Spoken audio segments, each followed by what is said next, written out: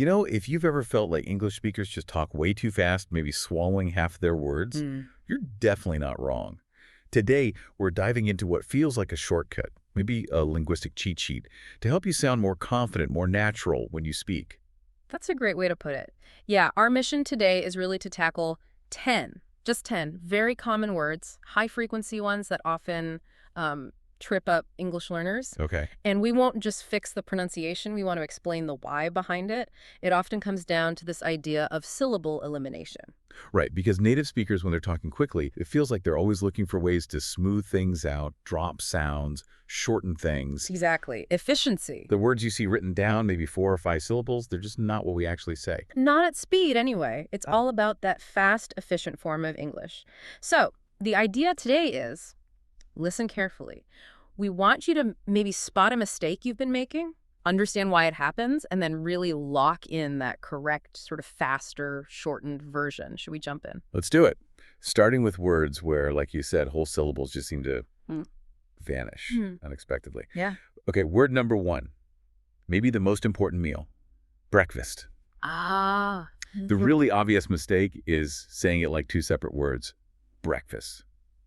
Really hitting that break. Like you're taking a break from fasting, which is where the word comes from historically, but not how we say it. Right, so you give that first vowel sound way too much weight. That's the trap, isn't it? Because the word break exists, people think it sounds like break, but actually the correct sound is built on a short E. Okay. It's brick. Breakfast. You shouldn't hear that long A sound like in make or take. Not at all. So quick and short. Breakfast. Quick, short, and that fast part is almost an afterthought. Breakfast. Stress is on break. Wow, okay. That one change could immediately make someone sound more natural. Huge difference. Speaking of cutting things out, word number 2. The day of the week that looks so weirdly spelled. Wednesday. I think everyone falls into that trap of saying all 3 syllables. Wednesday. And you can almost feel the effort, right? Articulated the D, then the N, the S, the D again. Wednesday. It's just clunky. It really is. So in natural speech, that middle knees sound, gone. Completely disappears. So it's just 2 syllables. 2 syllables. Simply Wednesday. Wednesday. Like wens, W-E-N-S, Wednesday. Okay, quick question though. What if I'm trying to be really formal, maybe giving a presentation?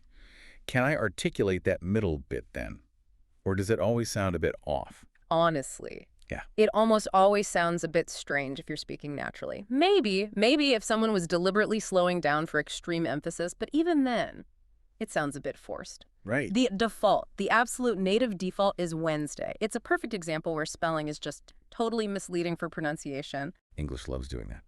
Okay, number 3. This is a big one, especially, cooking recipes. Vegetable. I feel like I often hear 4 clear syllables. Vegetable? That's the classic trap. And this shows something linguists call vowel reduction, especially before an L sound. You've got those 2 unstressed middle syllables. The G and the ta. Exactly. And English speakers, well, we just can't be bothered to pronounce them both clearly. Lazy speakers. Efficient speakers. The correct way collapses that middle section right down. It becomes VJB. VJGB. Yeah. So it sounds more like Vijay to bull. Pretty much. That get to sound basically vanishes or it gets squashed into a really quick, almost swallowed sound. VJGBL. Okay. And you'll actually see this pattern a lot with longer words ending in able or igable. We tend to minimize the effort before hitting that final L. That makes sense. Okay, wrapping up this first section on pure elimination, word number 4, clothes. Ah, the tricky ending. Yeah, that consonant cluster at the end. I hear learners adding an extra syllable, like clothies, or really trying hard to make a distinct the sound. Right, trying to separate the do and the is or z, and phonetically that transition from the to z is quite difficult to do quickly. What do we do? We instinctively just smooth it out, eliminate the friction. It is absolutely not 2 syllables. Okay. It should sound exactly like the verb to close, like please close the door. You're kidding, just close. Just close. One single quick sound. If you hear yourself trying to force a separate the, you're just making extra work for yourself and slowing down. So I need to close the window, and I need new clothes. Same sound. Precisely the same sound. Use the word close as your mental guide. Perfect shortcut. That's brilliant. Okay, so we've seen syllables just disappear. Let's move into the next area you mentioned, these tricky common words where we get a bit lazy with vowels inside the word. Exactly. Internal vowel elimination. Condensing the word from the inside out. Starting with number 5, a word we use all the time, comfortable. Mm-hmm.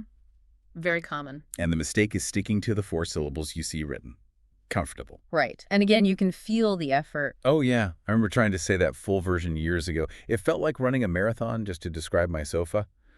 But the smooth way has, what, 3 parts? Basically 3, maybe even 2.5 sometimes.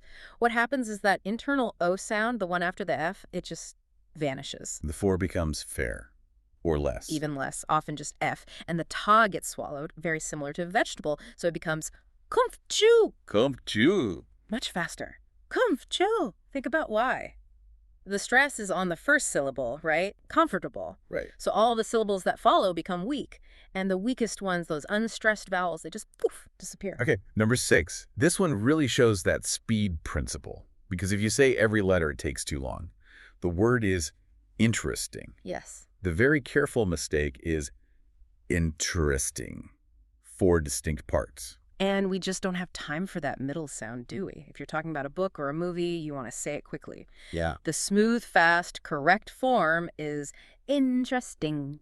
Interest. So we drop that E, the one in the 3rd syllable. Exactly. That internal E sound goes, think of it like swallowing that syllable entirely, or just sliding right over the T. Interesting. Okay, this is getting really interesting now. Word number 7. Chocolate. Everyone's favorite. Kids especially love the 3-syllable version. Chocolate, giving each part equal time. They really draw it out, don't they? But the adult, efficient, correct way, only 2 syllables. 2. Wow. Yeah. It's you completely cut out that second aura sound, like chocolate. Chocolate. Okay. And because this word is so common, making this mistake instantly flags you as, learning. Fixing it is super easy and has a huge impact. I'm noticing a pattern here. A lot of these reductions, like in vegetable, comfortable, now chocolate, seem to happen around an L or an R sound, especially when the vowel isn't stressed. Is that a general thing? Absolutely. That's a great observation. Those sounds, L and R, are what we call liquids or approximants, and they often involve specific tongue shapes when you put an unstressed, weak vowel right next to them. Like the O in chocolate or the A in vegetable. Exactly. Especially if the syllable before it is stressed, C-H-O-K, L-T-V-E-J-T, B-Hell, it's just linguistically easier, less effort for your mouth to drop that weak vowel and slide right into the consonant. That's a fantastic insight into the why. Okay, last one for this section, word number 8. And this one's actually kind of the opposite. It's about remembering a sound, not dropping one. February. Ah, yes, the tricky R. The common slip-up is missing that first R, right? Turning it into something like February. Exactly. Or even February. People often drop that first R. But that's not technically correct.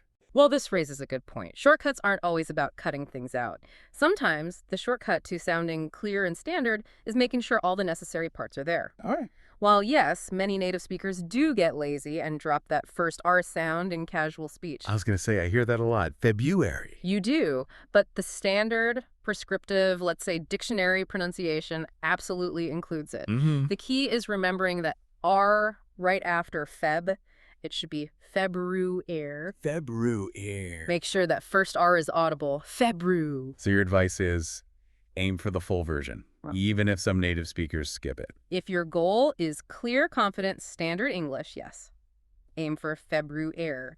While regional variations exist, mastering the full sound makes you sound precise, perhaps more educated, definitely not lazy. Hitting that or shows care. Got it. Okay, moving to our final section now. Here, the focus shifts a bit, more towards stress and getting specific sounds just right.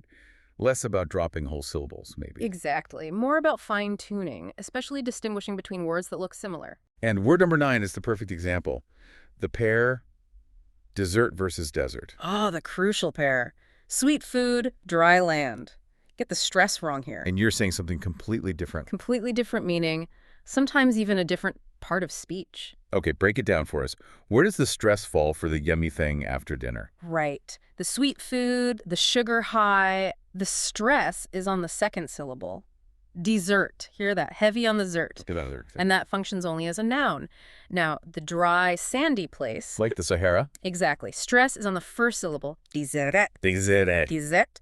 Now, this can be a noun, the place itself, or sometimes an adjective, like a desert island. But here's the twist. No. If you stress the second syllable, dessert, but use it as a verb, it means to abandon. Whoa, hang on. So I could desert, abandon, my friend, Yep. in the desert, dry place, Mm. after eating too much dessert, sweet food. You absolutely could. Stress changes everything. 3 related sounding words, totally different functions based on emphasis. Mind blown. Is there a trick to remember the sweet one? There is. And it's a classic. Dessert has 2 S's, because you always want more dessert. Haha. Okay, I like that. 2 S's, stress the second syllable, want more. Got it. Use that hook. It works. Okay, our final word, number 10. An international superstar of food. Pizza. Ah, pizza. Everyone loves it. But I often hear learners use a really long A sound at the end, like pizza. Yeah, drawing out that final vowel. And that's where the clarity needs adjustment. The definitive, correct pronunciation needs a very specific vowel sound shift right at the end. So it's not za. No, it's pizza. Pizza. What's that sound at the end? That's the schwa. Ah, the schwa. We meet again. For listeners, that's that super common, kind of lazy, muffled sound that pops up everywhere in unstressed English syllables. That's the one. It's the sound your mouth makes when it's totally relaxed. Like saying, when you're thinking, it's neutral. Okay. So for pizza, you need that crisp tet sound in the middle. That's the Italian influence. And then finish with a schwa. Pizza. Pizza. Once you nail that final schwa instead of za, you sound completely natural ordering it. That long A is a definite giveaway of over-articulation. Fantastic. Okay, let's wrap this up. We've covered 10 really common words. Quite a range, actually. Mm-hmm. We saw syllables getting dropped left and right in Breakfast Wednesday, vegetable, comfortable, interesting, and chocolate. A lot of reduction there. We learned close should sound just like close. We made a note to actually keep the R in February. Right. Adding clarity. We figured out the crucial stress difference in dessert versus desert. Right. And finished with getting that, the schwa right in pizza. And the big theme really running through almost all of them is that internal reduction. It's all about achieving speed and fluency. Right. So now, hopefully you don't just know what the correct pronunciation is, but you have a sense of the linguistic reason why native speakers say them that way, these faster, smoother forms. And mastering just these 10 words because they are so common. It really can dramatically change the rhythm of your speech. It's probably one of the fastest ways to sound clearer, more confident in everyday English. But knowledge is one thing, right? Practice is key. Absolutely. It only sticks if you use it. So here's our challenge to you listening. Pick just one word from today's deep dive. Just one. Maybe it's vegetable, deciding you'll stop saying 4 syllables. Or maybe it's dessert, consciously putting the stress on that second syllable next time you talk about it. Pick one. And the challenge is, use that word the new way, confidently in a sentence sometime today. Yeah, ground that knowledge right away in actual use. Because when you consciously change your rhythm on one of these common words, it kind of signals to your brain, hey, it's okay to do this. You might start applying similar reductions naturally elsewhere, too. Excellent advice. Go out there, use your new shortcut, and speak with confidence. We'll catch you on the next deep dive.